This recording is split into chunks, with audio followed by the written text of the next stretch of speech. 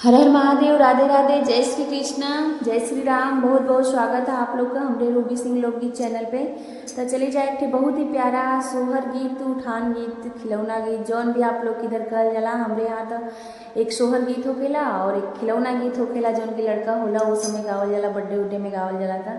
तो बहुत ही प्यारा एक खिलौना गीत आप लोग की सुनावे खातिर जात बानी।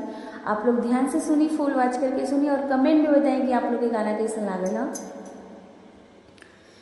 लालन भई कोठरिया में बड़ा दर्द होला कमरिया में, बड़ा दर्द होला कमरिया में। लालन भई कोठरिया में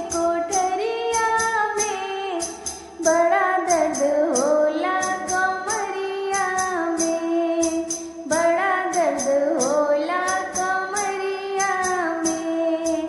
सासू जिया में देवता मनन को, सासू जिया में देवता मनन को, पियरी धुल गई बजरिया में, बजरिया में। बड़ा दर्द होला कमरिया में, बड़ा दर्द होला कमरिया में। लालन भई कोठरिया में बड़ा दर्द होला कमरिया में, बड़ा दर्द होला कमरिया में।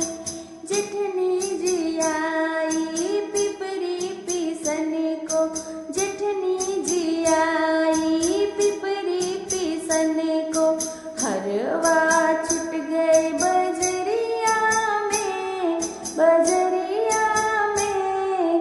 बड़ा दर्द होला कमरिया में, बड़ा दर्द होला कमरिया में। लालन भई कोठरिया में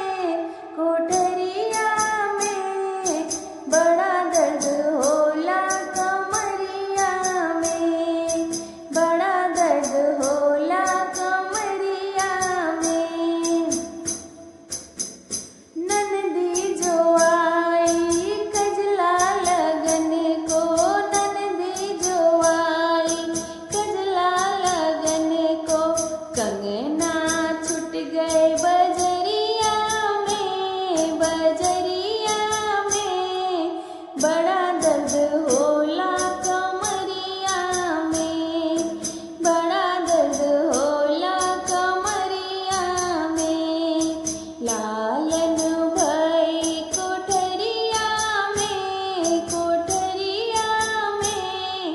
बड़ा दर्द होला कमरिया में, बड़ा दर्द होला कमरिया में। लालन भई कोठरिया में बड़ा दर्द होला कमरिया में, बड़ा दर्द होला कमरिया में। हर हर महादेव, राधे राधे। जरूर बताइए आप लोग के गाना कैसन लागल है। नमस्कार।